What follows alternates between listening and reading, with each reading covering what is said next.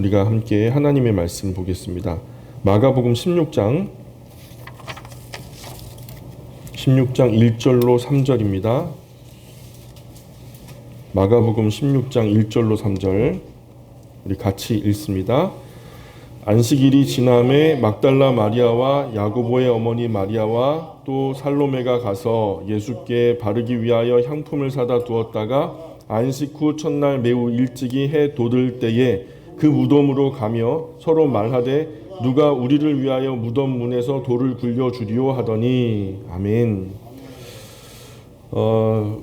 이제 마가복음 오늘 마지막 시간입니다. 마가복음 우리 지난 시간에 예수님의 십자가 고난에 대해서 살펴봤는데 우리 개혁교회가 가장 크게 실수하는 게 뭐냐면 예수님의 십자가의 고난이 굉장히 중요한 교리라는 것을 우리가 잘 압니다. 그런데 예수님의 십자가에서 너무 오래 머물러요. 예수님이 이미 부활하시고 승천하셔서 재림을 약속하신 이 상황에서 우리는 그 고난에 매여서 예수님의 그 심정을 같이 해보겠노라고 노력하는데 물론 예수님의 십자가와 그 죽으심 참 중요하죠.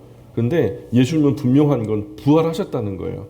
우리가 그 부활과 함께 똑같은 예수님의 십자가와 함께 예수님의 부활도 우리가 중요하게 생각하는 우리가 되었으면 좋겠습니다. 기독교에 부활이 없다면 개혁교회는 이미 2000년 전에 문 닫았을 겁니다. 기독교가 지구 안의 모든 종교와 차별되는 그 부분이 바로 이 부활에 관한 얘기입니다. 다른 종교에는 구원을 대체할 만한 비슷한 교리는 있어도, 그죠? 낙원에 이른다든지 아니면은 무슨 극락왕생한다라든지 그런 다른 구원에 대한 대체할 만한 비슷한 개념은 있어도 부활을 대체할 만한 교리는 없습니다. 오직 교회 안에, 오늘 개혁교회 안에만 이 부활의 이야기가 있다는 겁니다. 예수님께서 오셔서 비로소 이 부활에 관한 말씀을 하셨고 이 부활을 자신이 직접 오셔서 보여주심으로 인해서 구약까지도 이 부활의 진리로 새롭게 볼 수 있게 된 거죠. 그 전에는 우리가 부활이 도대체 뭔지 알 수가 없었습니다. 예수님께서 오셔서 유월절에 십자가 위에서 죽으심으로 비로소 구약에서 짐승으로 드려졌던 제사의 실상이 예수님을 통해서 드러나게 된 겁니다. 유월절 어린 양의 희생은 그림자였고 실상이신 예수님께 오셔서 나타내 보여주지 않으셨다면 구약의 모든 짐승 제사는 지금까지도 그림자처럼 희미하게 보이면서 이게 도대체 어떤 상황인가 실체를 가늠하기 어려웠을 겁니다. 예수님을 통해서 보니까 명확해진 겁니다. 또한 그렇게 십자가에 죽으신 것으로 끝나버렸다면 그것을 메시아의 희생으로 인한 인류 대속의 큰 계획이라는 것을 누가 인정할 수 있겠습니까? 나무에 달려 죽은 자마다 저주 아래 있는 자라 해가지고 예수님이 십자가에 달려 돌아가신 거 예수님의 죽음을 갖다가 하등 가치 없는 죽음으로 치부되어 버렸을 겁니다. 그래서 예수님은 잊혀지고 말았을 겁니다. 그러나 예수님이 십자가에서 죽으실 뿐 아니라 부활하셨다라는 게 더 중요한 겁니다. 이것으로 구약에 전해오던 하나님의 약속 가운데 특별하게 구별해서 허락하신 메시아, 신약에선 그리스도, 우리에게 구세주 되신 예수님의 그 원리를 알게 된 겁니다. 그래서 십자가와 부활, 이것이 처음 교회의 큰 두 가지의 복음의 기둥입니다. 따라해 볼까요? 십자가와 부활. 십자가와 부활. 세상의 모든 만 가지 이야기가 있지만 우리가 이 만 가지 이야기에 십자가와 부활을 더하면 그 모든 걱정과 근심, 어려움들은 다 눈 녹듯 사라져 버립니다. 십자가와 부활. 예수님의 십자가의 죽으심이 나의 죄를 대신하신 대속의 죽으심으로 믿는 겁니다. 메시아의 죽음이 마땅히 죽어야 할 나 자신의 죄로 나 자신의 결과로 인정하고 그 예수님 안에서 죽음을 받아들이고 인정하는 겁니다. 또한 거기서 끝나는 것이 아니라 메시아가 다시 사심과 함께 대속함을 받은 사람도 이 진리를 믿어 예수님을 구주와 주님으로 영접하여 드린 사람도 예수님처럼 성경을 근거로 다시 살아나게 될 것을 확신하는 겁니다. 예수님처럼. 이 부활은 논리적인 탁월한 설득이 아닙니다. 그냥 그대로 진리로 확정하시고 선포하시는 겁니다. 우리가 이해하든 이해하지 못하든 우리가 배려하든 우리를 배려해 주든 배려해 주지 못하든 간에 진리는 그대로 진리입니다. 우리가 아무리 부정해도 저 바다 건너 어딘가에 미국이란 나라가 있다. 이게 만약에 진리라면 우리가 논리적으로 설득을 당하지 못하고 이해하지 못한다 해도 미국은 그냥 있는 겁니다. 그 자체로 진리입니다. 마찬가지로 우리에게 이것이 어떤 원리로 어떻게 되는 것인지 이해되지 못하고 우리가 그것을 갖다 납득하거나 받아들이지 못한다 해도 예수님의 선포는 그대로 진리입니다. 그냥 우리에게 순수하게 나타내 보여주신 겁니다. 더 감사한 것은 이 부활을 통해서 예수님의 대속의 죽으심도 예수님의 동정녀 탄생도 진리 안에 속해 있음을 확정하게 되었다라는 겁니다. 만약에 부활이 없고 예수님의 죽으심만 있었다면 아무것도 확정할 수 없었을 겁니다. 예수님이 다른 사람에 비해서 비교적 옳은 삶을 사셨을 수 있다라고 인정하겠지만 부활이 없다면 이 진리를 절대적인 진리로 받아들이는 것은 어려웠을 겁니다. 이런 의미로 기독교 진리의 확증은 이 부활에 담겨져 있습니다. 예수님의 부활로 우리가 믿어 확증을 얻은 것입니다. 부활에서 끝이 아니라 승천까지 확장되어서 당시 살아있는 많은 사람들 가운데 예수님은 스스로 살아있는 증거가 되셨습니다. 그리고 내 증인이 되라고, 나를 증언하는 증인이 되라고 예수님께서는 그를 따르는 많은 사람들에게 선포하시고 부탁하셨습니다. 오순절 성령의 임하시기 일주일 전에 예수님께서 감람산에서 약 500여 형제가 함께 보는 가운데 승천하십니다. 부활절에서 승천하는 것까지 보고 나서 예수님의 부활을 실감한 겁니다. 또한 예수님의 죽음과 부활과 승천을 보고 나서야 예수님께서 평상시에 늘 말씀하셨던 것처럼 너희들은 땅에서 났고 나는 위에서 났다. 이 이야기, 왜 자꾸 이런 말씀을 하셨는지 그것을 이해하게 된 겁니다. 예수님의 부활을 보고도 제자들은 물고기 잡으러 갑니다. 부활하신 사람들이 부활한 것을 천사를 통해서 전해들은 여인들이 제자들에게도 안내를 했고 엠마오로 가던 두 제자에게 나타나신 예수님 그들을 통해서 직접 증언을 받기도 했고 그럼에도 불구하고 예수님이 부활하셨다라는 이 정보를 알고도 제자들은 물고기 잡으러 갈릴리로 갑니다. 그러나 예수님의 승천을 보고서는 다시 물고기 잡으러 안 갑니다. 승천하는 것을 보니까 다시 오실 것도 믿어지는 겁니다. 보통 올라가는 것이 어렵죠. 내려가는 것은 그냥 다리에 힘만 풀어도 내려갑니다. 저렇게도 올라가시는데 내려오는 것은 또 얼마나 더 잘 내려오시겠습니까? 물론 하나님께는 한 가지로 쉬운 일일 겁니다. 올라가거나 내려가거나 쉬운 일이실 텐데 올라가시는 것을 보니까 위에서 오시는 것은 확실하고 또 그렇게 다시 오신다고 하셨으니 오실 것도 믿어지더라는 겁니다. 부활에서 승천까지 40일간에 보여주신 이 모든 일과 그 뒤에 약속하신 성령 하나님의 강림하심은 부인할 수 없는 복음 진리의 선명한 마침표가 됩니다. 교리적, 신학적으로 진리의 신빙성을 증명할 수 있는 증거는 예수님의 부활과 승천입니다. 이것은 우리가 믿는 기독교의 진리 전체를 확증하고 받쳐내는 교리의 중심입니다. 그래서 부활과 승천을 믿으면 예수님의 십자가 죽음도 동정녀 탄생도 믿어지고 예수님의 공생애 중에 하신 약속도 다 믿어집니다. 천국과 지옥의 심판도 다 믿어집니다. 그러니 우리는 예수님의 부활을 잘 기억하고 기념해야 합니다. 고난에만 머물러 있을 것이 아니라 고난 가운데 죽으신 예수님 그냥 그렇게 죽으신 가운데 슬퍼하면서 감정적으로 이입하고 거기서 울고불고 주저앉아 있을 것만 아니라 다시 사신 예수님의 부활과 함께 기뻐해야 될 줄 믿습니다. 성탄절도 중요하지만 부활절은 오직 진리 안에 기독교 안에서만 있는 아주 특별한 구분점인 만큼 우리가 부활에 대한 교리를 마음속에 더 굳게 다져야 될 줄 믿습니다. 바울은 로마서 1장에 이런 복음을 전합니다. 로마서 1장 한번 펴볼까요? 로마서 1장 2절 한번 보겠습니다. 로마서 1장 2절에 보면은 이 복음은 하나님이 선지자들을 통하여 그의 아들에 관하여 성경에 미리 약속하신 것이라. 자, 미리 약속하는 것을 뭐라 하죠? 예약한다 그러잖아요. 어디 식당에 오늘 저녁에 밥 먹을 건데 6시에 테이블에 의자 6개, 6명 예약해 주세요. 그러면은 거기 자리를 비워놓고 우리가 먹을 수 있도록 배려를 해주죠. 그 예약이죠. 예약은 미리 약속한다는 뜻이죠. 그래서 다 성경에 예약해 놓으셨던 거죠.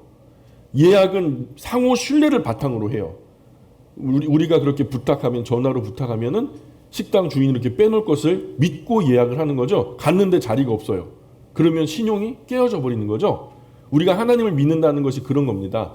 구약에서 예약해 놓으신 그 예약들을 우리는 믿는 거죠. 그래서 그 신뢰를 바탕으로 하는데 이것을 믿는 것이 하나님을 믿는 겁니다. 2장 3절 로마서 1장 3절 로마서 1장 3절에 보니까 그의 아들이 누구죠? 예수님에 관하여 말하면 육신으로는 다윗의 혈통에서 나셨고, 자, 예수님의 양아버지 요셉도 계보가 나오죠. 그 계보를 따라 올라가면 다윗의 자손으로 나타나고 있습니다. 예수님의 어머니, 실질적으로 예수님의 어머니 마리아도 그 계보를 따라 올라가다 보면은 다윗의 혈통에서 났습니다. 요셉도 다윗의 혈통이고 마리아도 다윗의 혈통입니다.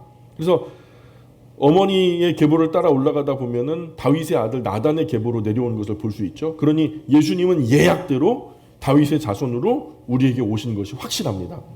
4절에 보니까 로마서 1장 4절에 보니까 성결의 영으로는 죽은 자들 가운데에서 부활하사 능력으로 하나님의 아들로 선포되셨으니 곧 우리 주 예수 그리스도시니라. 자, 잘 보세요. 다윗의 자손으로 오실 것도 확증, 맞죠? 동정녀로 탄생하실 것도 확증. 성결의 영으로는 죽으실 것도 확증됐죠. 죽으셨잖아요. 그리고 죽은 자들 가운데 다시 부활하실 것도 확증하셨죠.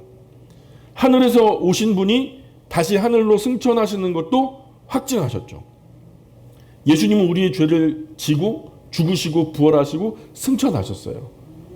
이런 예수님 자체가 우리 그리스도인이 가장 선명한 확증이기 때문에 예수님은 끝까지 붙들어야 할 우리의 증거예요. 죽어서까지 예수님을 놓치면 안 되는 이유가 여기 있는 거예요. 왜냐하면 예수님께서 다시 오시마 또한 너희들을 내가 다시 살아난 부활의 모습처럼 너희 또한 그렇게 부활하여 영생하게 된다라는 것을 예약해 주셨으니까. 예수님을 붙들면 앞선 예약이 확증되어졌던 것처럼 예수님 안에서 우리의 예약도 확증될 줄 믿습니다. 그래서 예수님의 죽음과 부활 승천을 체험한 곳에서 그곳에서 교회가 탄생한 겁니다. 이것 때문에 12사도가 순교했고 그것을 목격한 많은 사람들이 기꺼이 예수님을 위해서 목숨도 내놓고 순교할 수 있었던 겁니다. 오늘도 이 진리, 즉 예수님의 십자가의 죽음과 부활, 승천을 실감하는 사람은 순교도 가능합니다. 2000년 전에만 순교하는 것이 아니라 오늘날에도 예수님의 이 확증을 근거로 내가 나의 예약을 믿는다면 그것이 나의 신앙이 되고 그 나의 신앙을 기반으로 목숨까지도 내어 바칠 수 있는 순교의 신앙이 이루어질 수 있다는 겁니다.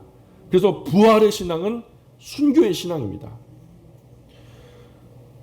부활에 대한 기록은 내복음서에 다 기록되고 있습니다. 그런데 이 기록이 조금씩 좀 다릅니다.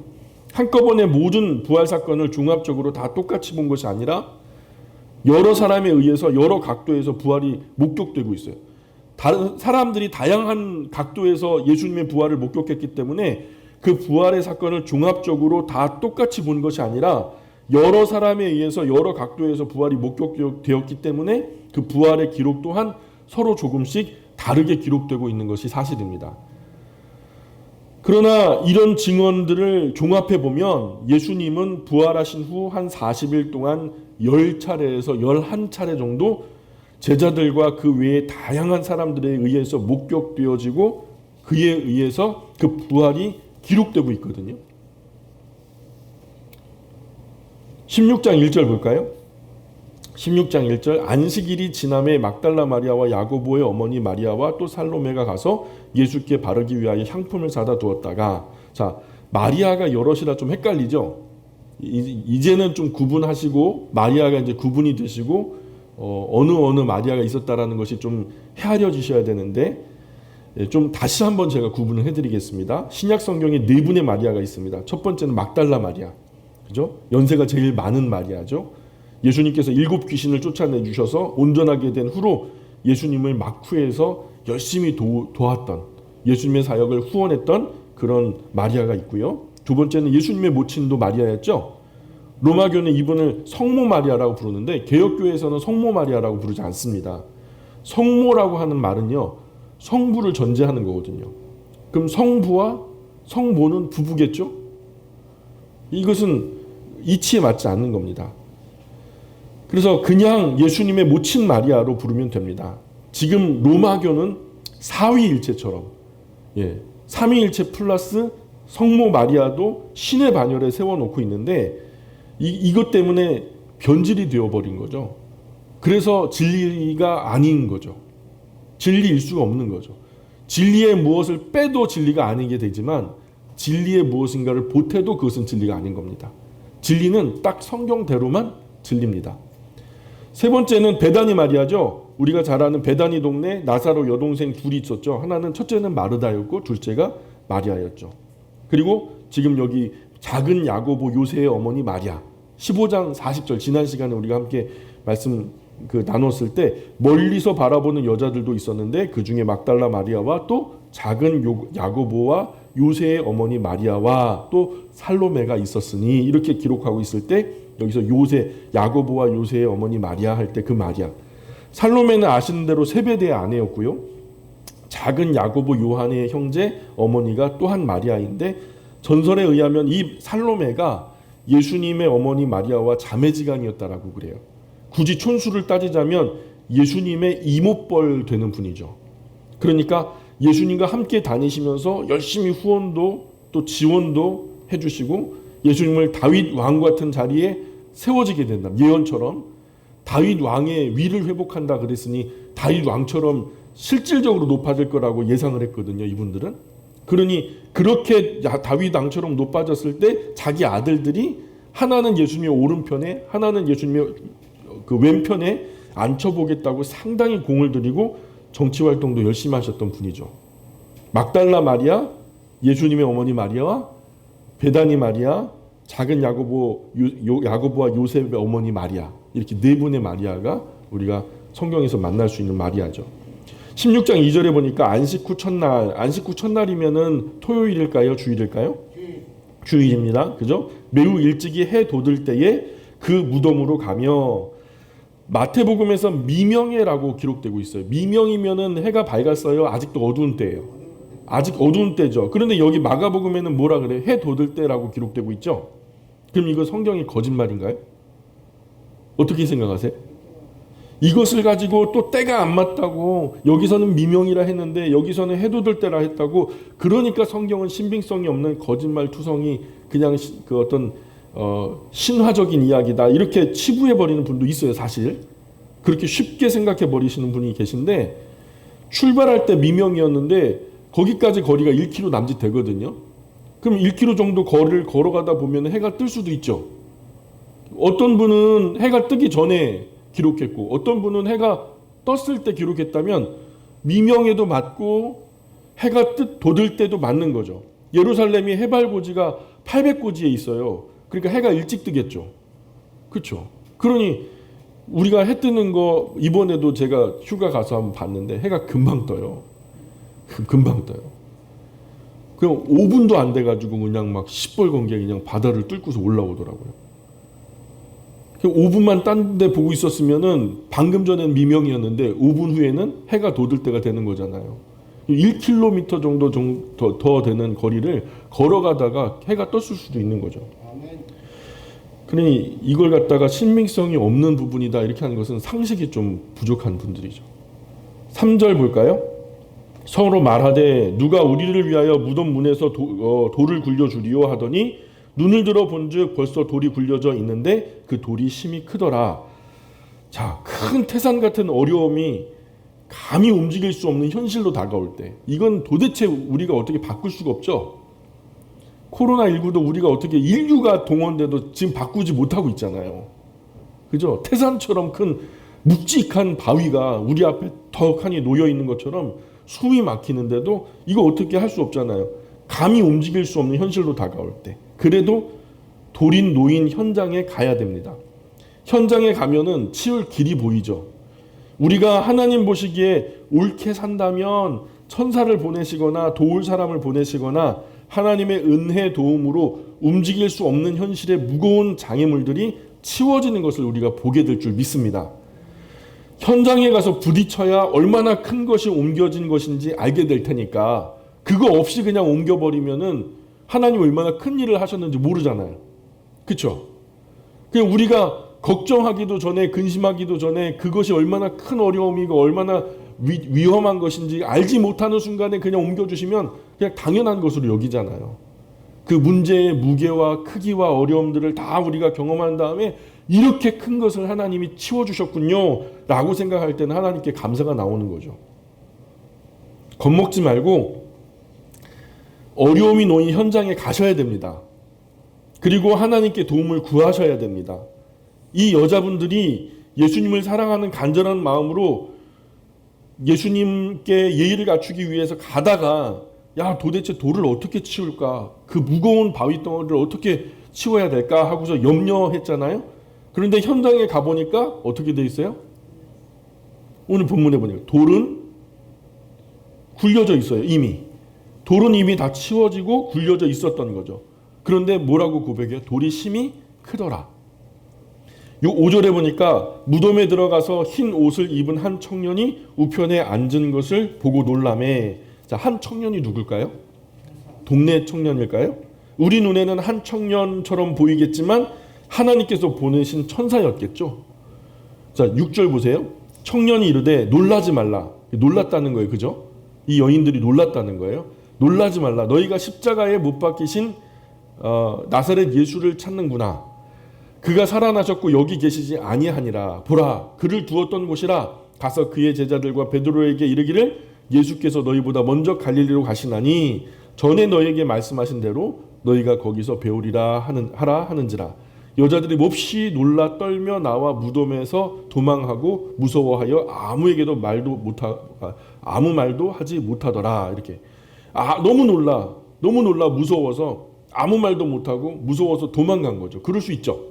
너무 무섭고 놀라면 너무 어안이 벙벙해서 무서워서 아무 말도 못할 수가 있죠. 그랬다는 거죠. 9절에 보니까 9절 보세요.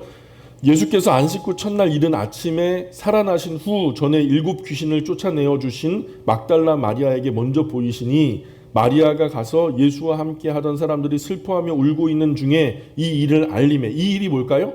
예수님이 다시 살아나셨다. 그들은 예수께서 살아나셨다는 것과 마리아에게 보이셨다는 것을 듣고도 믿지 아니하니라. 이게 아마 제자들이죠. 그렇죠? 그리고 예수님을 따랐던 아는 막역한 사람들이었을 거예요. 아마도 이런 것을 보면 이 이야기가 먼저 기록된 것 같아요. 그렇다고 해도 말이 조금 이상해요. 마태복음에서는 막달라 마리아와 다른 마리아 둘만 들어간 것으로 기록되고 있거든요. 그런데 마가복음에서는 3분이 나타나고 있어요. 16장 1절부터 8절까지의 내용은 같은 사건을 기록한 병행 구절이면서 조금 달라요. 그래서 16장 9절의 첫머리에 보면은 각진 괄호가 다 있으실 거예요. 성경책 보세요. 그죠? 그러면 각진 괄호가 딱 쳐져 있죠? 그 괄호가 어디에서 닫혀요? 맨 끝에 구절을 보시면 20절 끝에서 괄호가 닫히죠?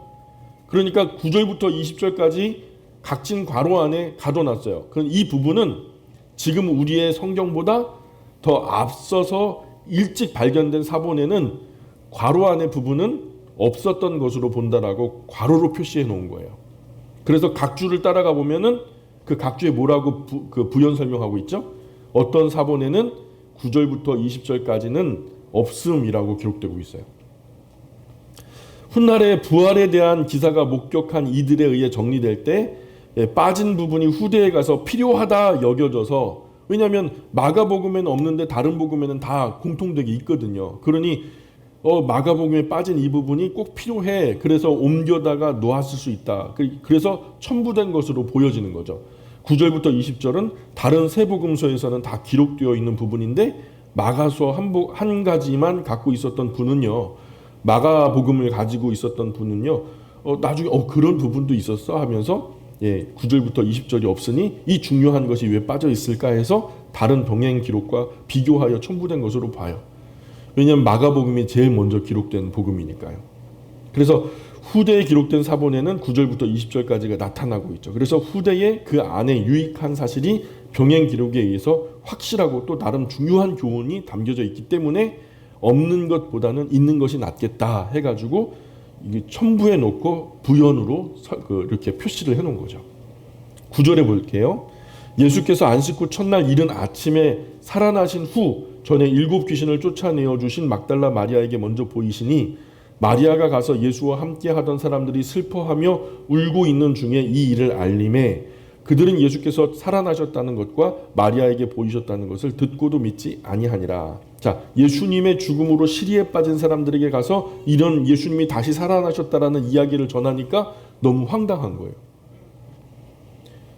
사람의 일반적인 상식과 경험으로는 전혀 이해될 수도 없고 수용될 수도 없는 너무 엄청난 이야기잖아요. 죽었는데 살아났다? 듣고도 믿기지가 않는 거죠. 그러니까 듣는 것과 믿는 것은 다른 문제라니까요. 듣는 것은 자유롭게 들을 수 있어요. 귀가 있으면 다 들어요. 근데 믿는 것은 다른 얘기예요. 12절에 그 후에 그들 중 2 걸어서 시골로 갈 때에 예수께서 다른 모양으로 그들에게 나타나시니, 자, 다른 모양으로 나타나셨어요. 누가복음에서 누가는요 이 말씀을 듣다가 귀가 번쩍 열렸어요. 2 걸어갔어?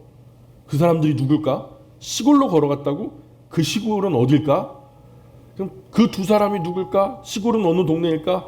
누가가 궁금해서 견디겠어요? 못 견디겠어요? 누가 성격에는 그런 거 못 견뎌요. 무조건 현장으로 가가지고 인터뷰해야 돼요. 그때 그분들이 누구였대? 하면서 누가는 이런 세세한 정보를 놓칠 사람이 아니에요. 반드시 그것을 찾아내어서 기록에 남길 사람이거든요. 그래서 결국 찾아내어서 누가복음 24장에 보시면 사실 그대로 밝혀놔요. 글로바라는 사람, 그 부자지간 같은데 엠마오로 가던 중이었죠. 2 사람이. 전에 알던 예수님이 아니라 다른 모양으로 나타나시니까 잘 알아보지 못했어요. 또 예수님은 이미 돌아가셨으니까 누가 예수님이 내 옆에 있을 거라고 상상이나 하겠어요? 이미 돌아가신 분인데. 그래서 느낌은 비슷한 분이신데 참 많이 닮았다. 뭐 그렇게 생각했는지도 모르죠. 어쨌든 예수님은 부활하시기 전과 후가 그 모습이 너무 달랐다는 것으로 여겨져요.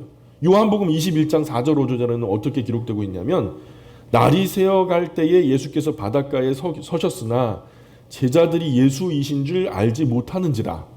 거기 서 계셨는데 제자들이 알아봤어요? 못 알아봤어요? 못 알아봤대요. 5절에 보니까 요한복음 21장 5절에 보니까 예수께서 이르시되 얘들아 너희에게 고기가 있느냐 대답하되 없나이다. 이때까지도 예수님을 알아보지 못했다는 거예요. 부활하기 전에 그 초라한 모습이 아닌 거예요. 모습은 완전히 달라 알아볼 수는 없어요. 그런데 먼저 예수님을 알아본 것은 사도 요한이었어요. 언제 알아챘냐 하면은 그물을 배 오른편으로 던져라 하실 때, 그 말씀을 하실 때 사도 요한이 예수님이다. 비슷한 데자뷰잖아요. 전에도 그런 일이 있었잖아요. 깊은데 그물을 던져라 하면서 그들을 부르신 거 아니겠어요? 근데 그때와 비슷한 상황인데 선뜻 그 어떤 영적인 영감이 그에게 깨우침을 주었던 것 같아요.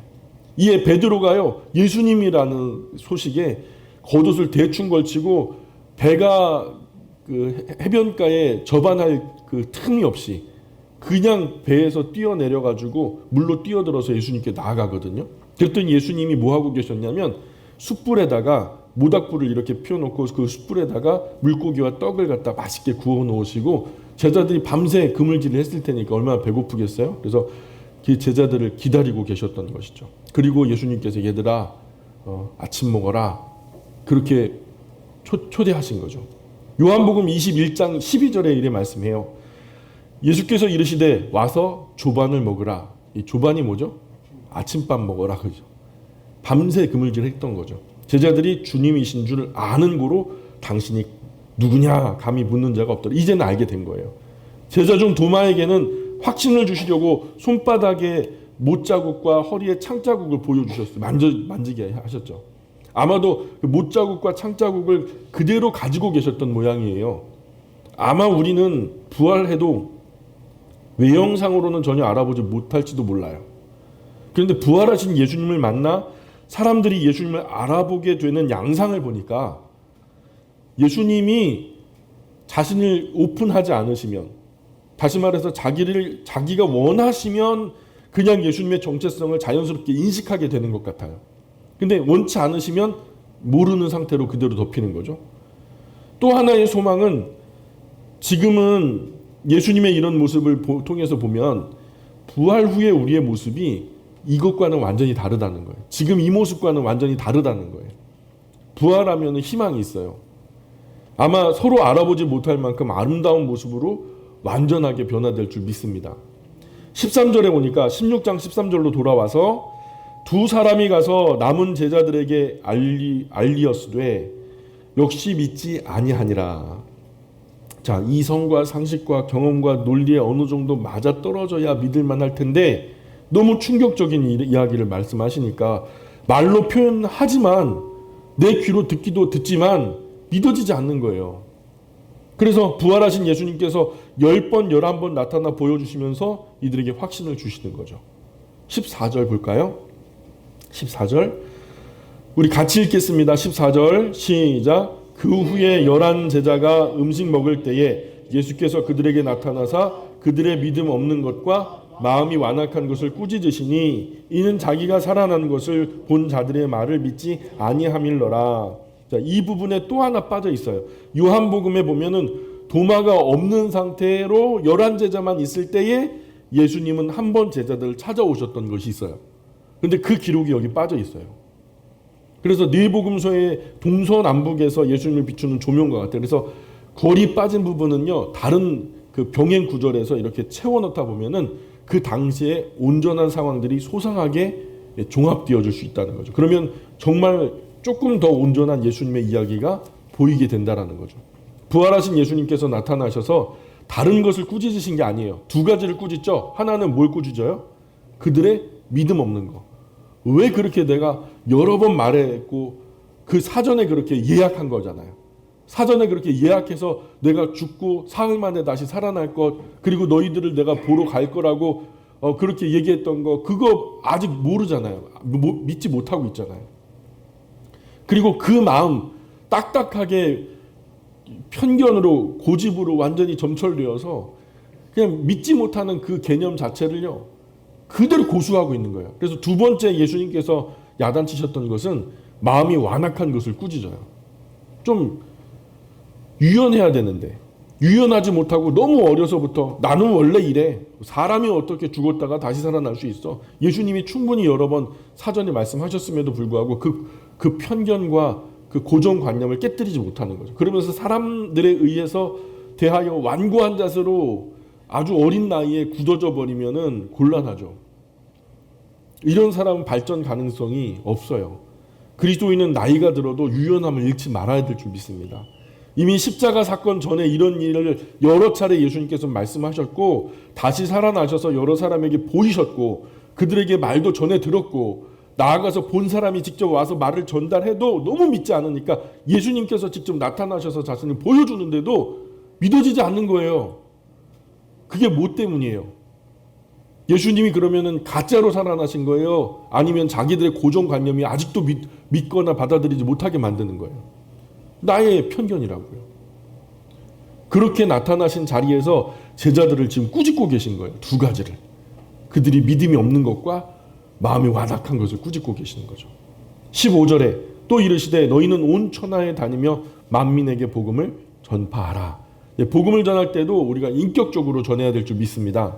바울은 디모데에게 때를 얻든지 못 얻든지 항상 말씀을 전파하는 것에 힘쓰라고 말씀하지만 그것은 하나님의 말씀을 받는 청중, 지금 말해서 교회 안에 말씀을 받기 위해 모인 사람들, 그죠? 하나님의 말씀을 배우기 위해 모인 사람들에게는요, 때를 얻든지 못 얻든지 항상 전파하는 것에 힘쓰라고 말씀하셨던 그 당시에 말씀하셨던 청중은 이미 있는 상태에서 디모데의 목양을 갖다 이렇게 권면하는 내용이죠. 불특정 다수를 향해서 복음을 전하는 것, 전도, 우리식으로 말하면 전도, 그것과는 구별되는 이야기예요. 복음을 듣게 되는 대상도 깊이 고려되어야 돼요. 우리가 복음을 전할 때 이 대상이 누가 될 것인지, 그 대상의 상황도 신중히 고려돼야 되죠. 지금 바빠 죽겠어요. 막 일하고 있는데 옆에 와가지고 예수님 믿고 천국 가세요. 그러면요, 아, 바빠 죽겠는데 일손은 안 덮고 그냥 복음 전한다고 그러면 아유 고맙습니다. 그럴 사람 누가 있겠어요? 상식이거든요, 그거는. 대상도 가려야 하고 상황도 가려야 돼요. 예수님은 진주를 돼지에게 던지지 말고 거룩한 것을 개에게 주지 말라고 하셨어요. 그러니 진주와 같이 거룩한 말씀을 아주 저급한 모습으로 하찮게 전하는 것도 안 돼요. 들을 만한 사람도 마음이 준비가 되지 않았고 그럴 환경도 아닌데 의무감에 떠밀려서 섣불리 전하려고 해서도 안 돼요.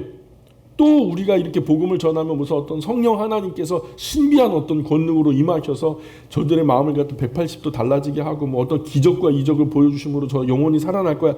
이런 것도 안 돼요. 이 복음을 가장 가치 있는 모양으로 포장할 수 있는 최고의 포장재는 그리스도인의 삶이에요. 인격적인 삶. 분명한 것은 입으로도 전해야 하지만 내 입술의 복음이 상대에게 무게 있게 진지하게 진실하게 신뢰할 만하게 전달될 수 있는 근거는 그리스도인의 인격이에요. 우리가 어떤 사람의 말은 듣고 어떤 사람의 말은 신빙성 없는 말로 생각해서 안 듣잖아요. 그 차이가 뭐예요? 그 구분점이 뭐예요? 그분의 인격이거든요. 우리의 거룩하고 경건한 삶이 복음을 받쳐내야 될 줄 믿습니다.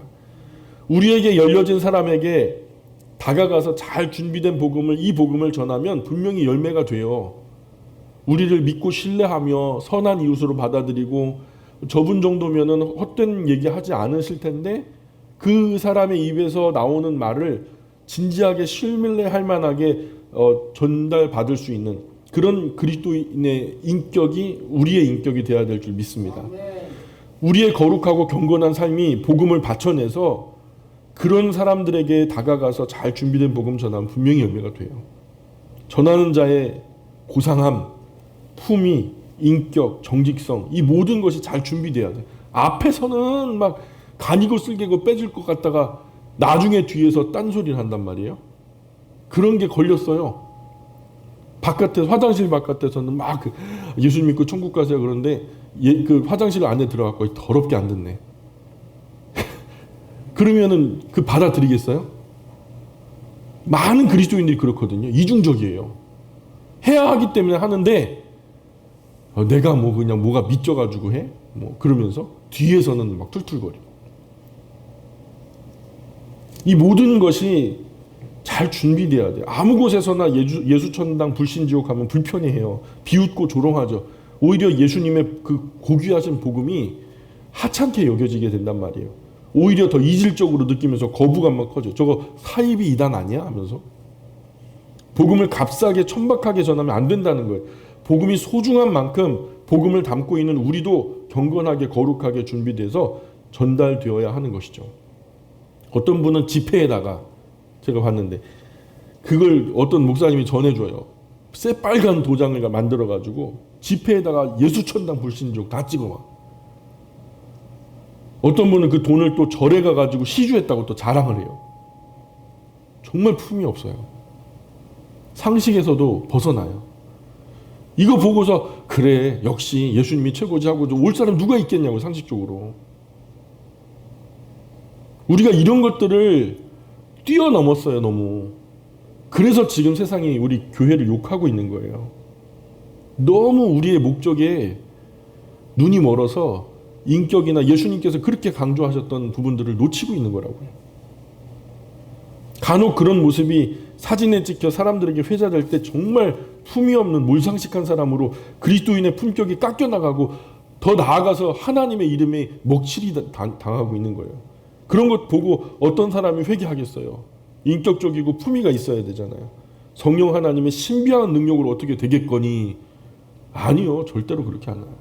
하나님은요. 사람을 건질 수 있는 유일한 방법으로 사람을 선택하셨거든요. 그렇게 생각하면서 인격의 옷을 벗어버리면 그리스도의 복음이 누추하게 될 거예요. 우리가 어떤 신비한 능력으로 막 구원 얻을 거라고 생각하고 그러면 안 돼요. 이제 그리스도인이 세상 사람에게 인격적으로 품위에서 정직성에서 밀리면 절대 안 돼요. 이건 지는 거예요. 얼굴도 져도 돼요. 못생겨도 되고 몸매도 져도 돼요. 재산 정도도 다 져도 괜찮은데 예수님 닮은 선한 인격과 품위만큼은 꼭 이기셔야 돼요. 세상과 겨루어서 이겨야 할 것이 있으면 이것에 이겨야 된다고요. 복받고 막 커지고 뭐 승리하고 뭐 이런 것만 되는 게 아니라 우리가 진짜 이기는 것은 인격적으로 이겨야 진짜 이기는 거예요. 16절에 보니까 믿고 세례를 받는 사람은 구원을 얻을 것이요 믿지 않는 사람은 정죄를 받으리라. 자, 믿고 믿지 않고 차이는 하늘과 땅 차이죠. 예, 천국과 지옥 차이예요.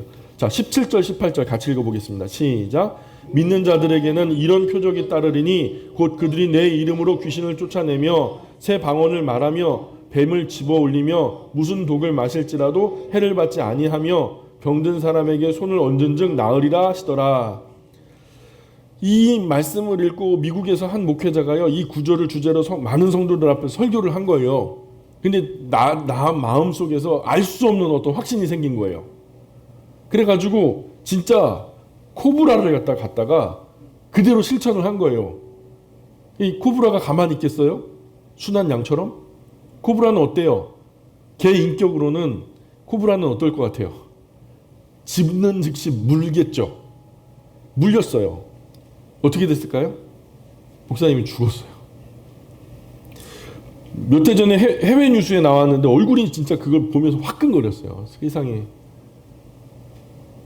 근데 거기에 또 예배당에 그 예배 드리는 광경이 사람들이 또 얼마나 많은지요. 그 정도도 분별력이 없어가지고 그 사람을 따르는 거 아니겠어요. 어떤 분은 무슨 독을 마실지라도 해를 받지 않는다 하니까 진짜 독을 마셨어요. 어떻게 됐을까요? 그래서 죽었어요. 이 구절을 분별력이 있어야 돼요. 이 구절은 믿는 자들은 뱀을 집어도 괜찮고 무슨 독을 다 마셔도 괜찮다는 말이 아니에요. 기독교 역사상 독을 마셔도 해를 받지 않은 사건은 없었어요. 기독교 역사 안에서 딱 한 번 바울이 멜리데 섬에서 독사에 물렸지만 죽지 않았던 것, 그 사건 하나 있었고요. 귀신을 쫓아내는 것도 모든 그리스도인이 다 쫓아낼 수 있어요? 아니에요. 못 쫓아내는 사람도 있어요. 그것도 아니에요. 또 모든 사람이 다 방언 말하는 것도 아니거든요. 이 말씀은 믿는 사람들에게 이런 표적들이 따를 수 있다. 또는 따르기도 한다라는 해석이에요. 그렇게 해석해야 옳아요. 바꾸어 말하자면 이런 표적이 나의 경우에는 안 따를 수도 있단 말이죠. 그러니까 믿는 사람들 중에 그런 표적이 나타날 수도 있다라는 거예요. 모든 사람이 일반적으로 그렇게 나타난다라는 말이 아니라는 거죠.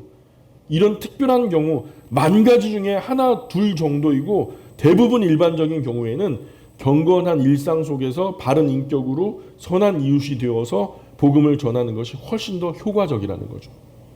이 말씀을 억지로 해석하고 무리하게 적용해서 진짜 독을 마시게 하고 진짜 뱀을 짚게 하는 목회자는요, 그런 목회자가 있다면 조용히 그 교회에서 나오셔야 돼요. 정말 그런 사람이 우리 시대에 있거든요. 손을 얹어 병이 나을 수도 있지만 손을 안 얹고도 나을 수도 있어요.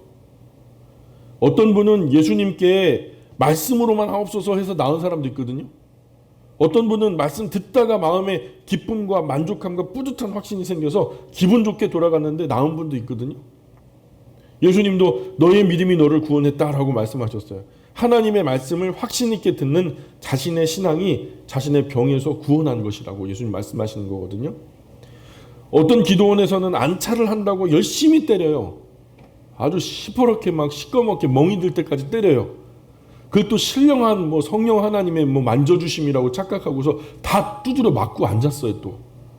그래가지고 사람이 죽었어요.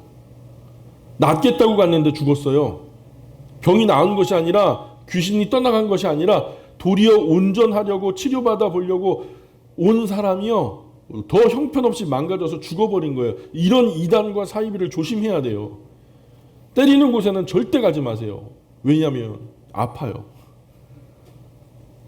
죽을지도 몰라요.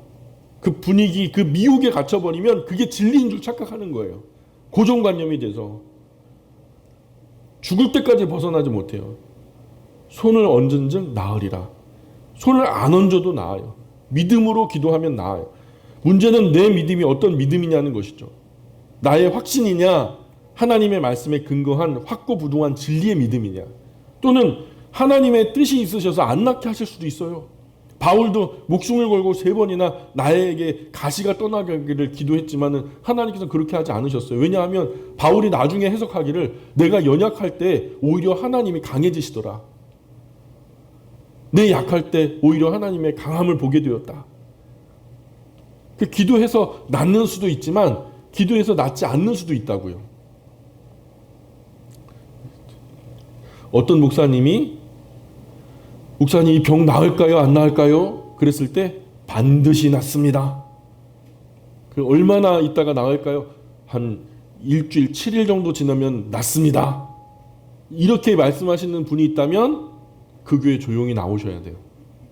그거 알 수 있어요, 없어요? 건강한 상식으로 생각해 봐요. 그럴 수 있어요, 없어요? 그렇게 장담할 수 있는 근거가 있어요, 없어요? 반대로 목사님 병 나을 수 있을까요? 안 나을까요? 글쎄요. 우리가 잘은 모르지만 우리가 하나님께 기도는 해봅시다. 최선을 다해서 기도해 봅시다. 언제 얼마나 있다 나을까요? 글쎄요.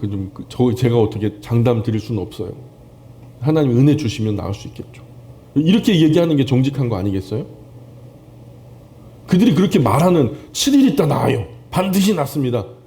제가 그분들에게 찾아가서 한번 염치 불구하고 여쭈었던 적이 있었는데 근거가 없어요. 성령 하나님이 자기 안에서 역사하셔서 얘기하는 건데 어쩌란 말이냐 뭐 이렇게 얘기하더라고요. 성령 하나님께서 뭐 직언을 하시네요. 그죠? 기도해도 안 낫는 수도 있어요.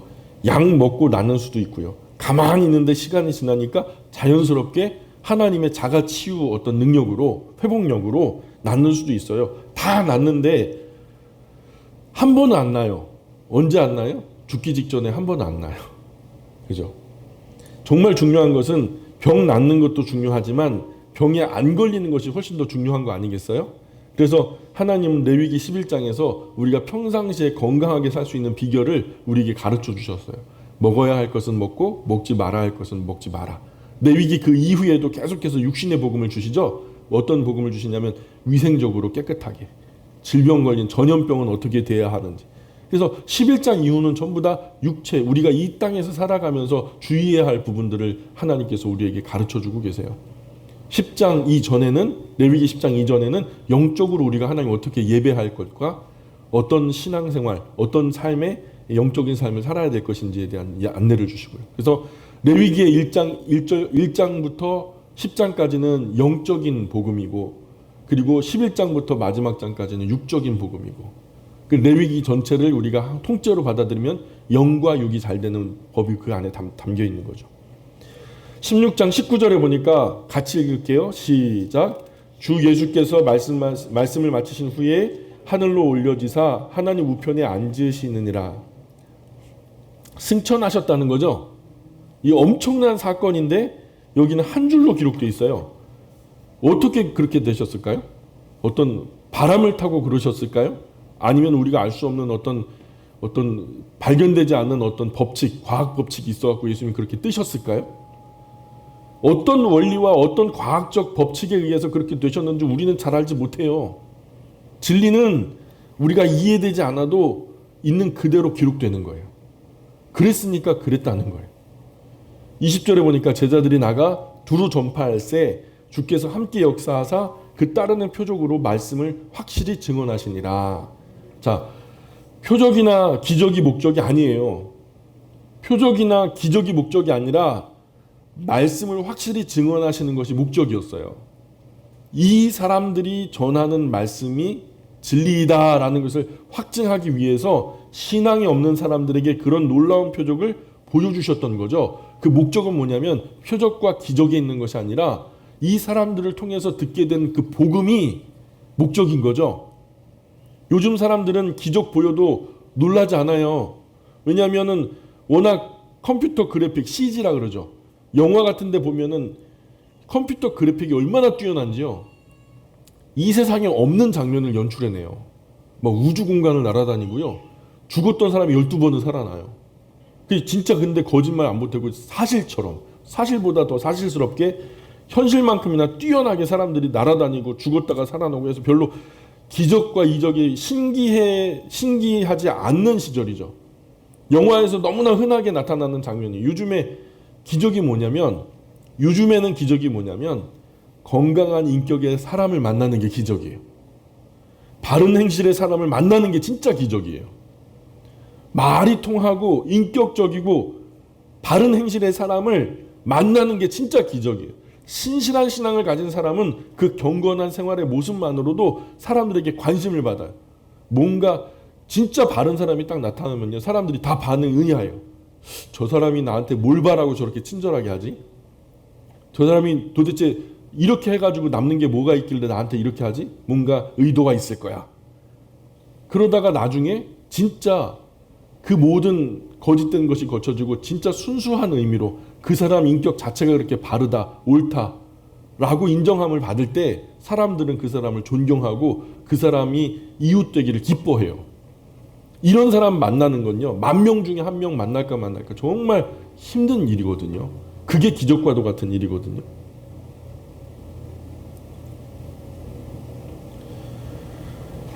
신실한 신앙을 가진 사람은 그 경건한 삶의 모습만으로도 사람들에게 관심을 받아요. 그런 바른 행실로 그리스도의 복음을 전한다면 표적이나 기적은 없어도 더 값진 열매를 얻게 될 거라고 저는 믿습니다. 진짜 멋진 신앙인은요, 병을 안 낫게 해주셔도 부활의 소망 가운데 눈을 감아요. 주님, 나 병 안 낫게 해주셔도 괜찮아요. 뭐 이 땅의 삶은 100년 미만이고 저 하나님의 나라의 삶은 영원이니까요. 그러면서 어려움을 감수해요. 죽음이라도 기꺼이 받아들여, 주님이 원하신다면. 마가복음이 마태복음보다 조금 짧은 이유는 베드로가 산상수훈처럼 긴 내용을 외우지 못했기 때문일 거예요. 너무 즉흥적인 사람이라 자기가 행동했던 것은 잘 기억하는데 예수님이 하셨는데 이 말씀이 좀 길어. 그래서 지금 이제 앉아 계신 분들도 이렇게 고개 숙이고 눈 감고 계시잖아요. 그런 분들은 긴 이야기에 대한 자초지종은 잘 모르실 거예요. 그죠? 다만 하나님께서 평안 주시기를 원합니다. 어쨌든 베드로는 성품상 행동파니까 예수님과 함께 활동했던 활동상을 중심으로 고백했을 테니까 굉장히 역동적으로 움직이시는 예수님의 모습으로 예수님의 사역을 표현하고 있는 거죠. 행동적인 부분. 그죠? 이렇게 마가복음 끝. 예.